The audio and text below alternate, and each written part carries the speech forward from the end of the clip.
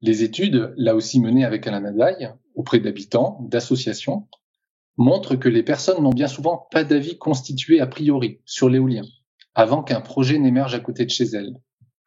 Et l'adoption d'une posture d'opposition fait souvent suite à tout un parcours de recherche d'informations et de tentatives de négociation au niveau local, avec le maire, le développeur, le préfet, qui restent bien souvent en échec.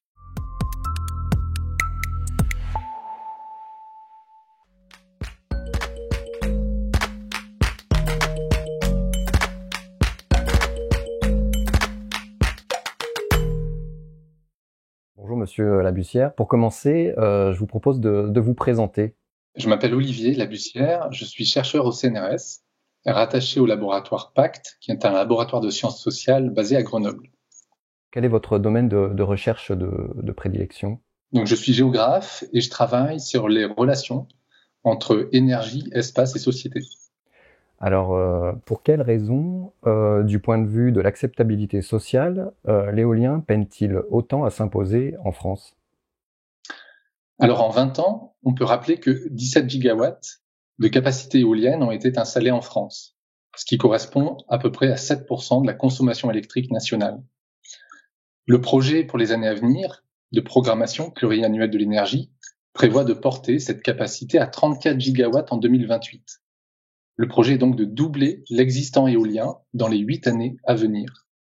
Cela correspond à des engagements internationaux pour la France. Mais c'est vrai, ce développement rapide et massif des énergies renouvelables ne va pas sans poser de questions. Avec Alain Nadaille, qui est un chercheur CNRS au CIRED, nous avons étudié les processus concrets des déploiements de projets entre 2000 et 2015. Il faut rappeler que l'éolien français est une construction à la fois publique et privée. Le gouvernement adopte des objectifs quantifiés et des incitations économiques, comme le tarif d'achat jusqu'en 2015, puis le complément de rémunération à partir de 2016.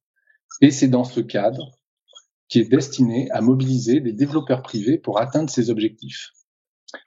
Plusieurs facteurs permettent d'expliquer aujourd'hui les tensions autour de l'éolien. 3 notamment.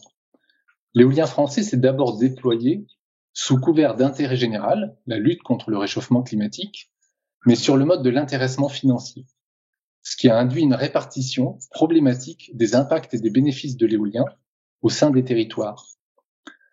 Il s'est ensuite déployé sans vision d'aménagement du territoire, sinon en tentant de réguler souvent a posteriori des déploiements problématiques.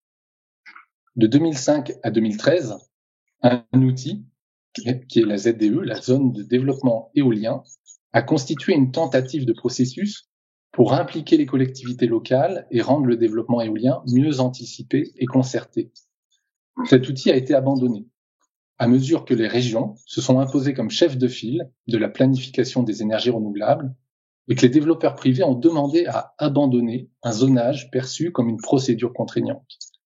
Enfin, un troisième et dernier facteur est que la France a tardé à faire de la place à des schémas de gouvernance et de financement plus hybrides, ouverts aux territoires et aux habitants, ce qui constitue un levier important d'appropriation des projets. Alors justement, en France, je pense qu'il n'est pas faux de dire que l'éolien souffre d'une forte contestation sociale. C'est le fameux phénomène NIMBY, Not in my backyard, pas dans mon arrière-cour. Quelles sont les spécificités de ce syndrome lorsqu'il s'applique à l'énergie éolienne en France?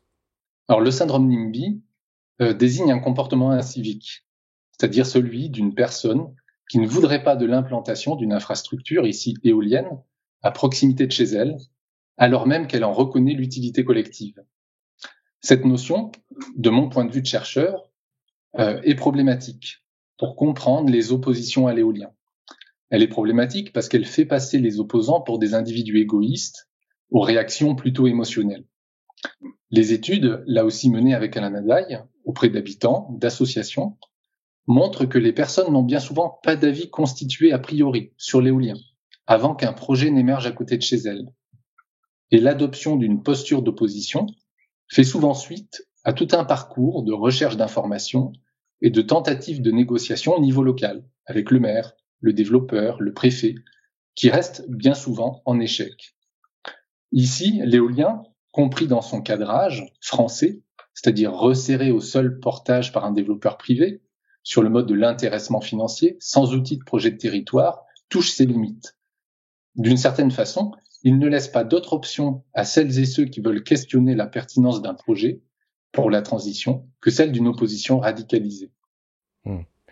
Et alors, quelle piste s'offre à nous pour tenter d'améliorer l'acceptabilité sociale et politique de cette source d'énergie renouvelable?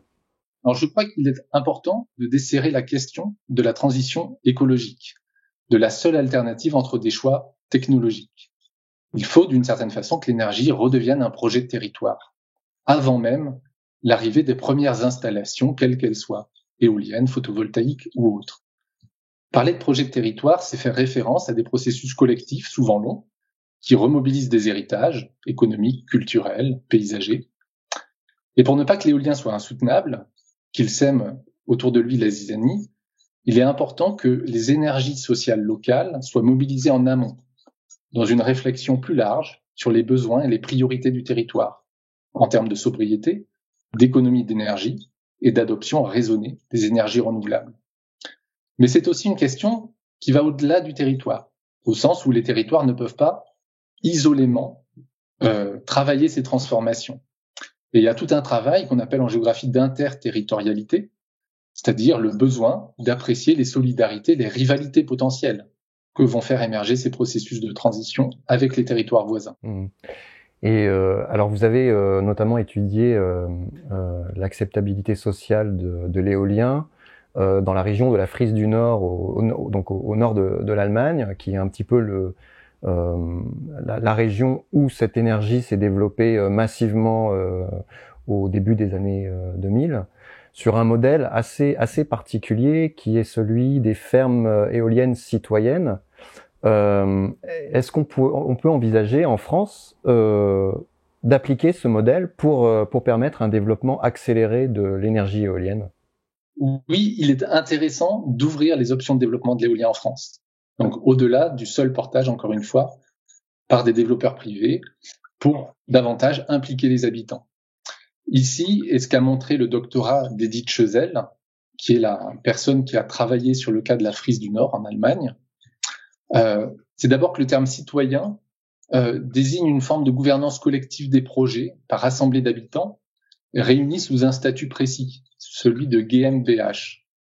C'est en fait un statut d'entreprise qui permet à ses habitants de co-investir par des participations individuelles, par exemple, mais aussi avec des investisseurs privés, tels que le secteur bancaire, tout en restant maître de la conception du projet, de sa gouvernance, voire de sa maintenance dans certains cas.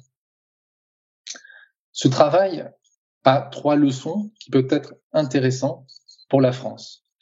Tout d'abord, c'est qu'il n'y a pas de relation a priori entre le type de portage, ici citoyen, et l'échelle des déploiements. C'est important parce que ça bat en brèche l'idée que des expériences de communautés locales seraient par nature de petite échelle et faiblement contributrices à la transition. Une deuxième idée, c'est l'importance des héritages de coopération collective. Dans le cas de la Frise, la gestion en commun des polders et des terres agricoles ont joué un rôle crucial pour instaurer une culture collective de l'énergie et placer l'éolien sur ce rail de déploiement. Enfin, ces développements, bien que citoyens, ne vont pas sans tension dans la durée. Et ils appellent à être soutenus institutionnellement, en Frise au niveau du district, par un travail de négociation et de planification pour recréer des ententes entre les territoires avec et sans éoliennes. Et en France aujourd'hui, ces initiatives, c'est vrai, sont moins nombreuses, mais elles prennent de l'ampleur à mesure que se développe la finance citoyenne et la finance participative. Donc n'est-il pas finalement illusoire de vouloir fonder notre transition énergétique sur des énergies de grande échelle, comme l'éolien industriel, comme les fermes photovoltaïques, compte tenu de l'espace très important, de l'impact sur le paysage que représentent ces installations de grande envergure à partir du moment où on décide d'en faire un modèle pour notre production d'électricité.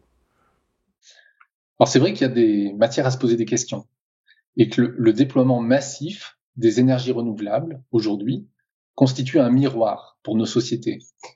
Ce miroir rend visible 2 choses. le fait d'abord que nous continuons à penser notre rapport à l'énergie comme une course à la puissance.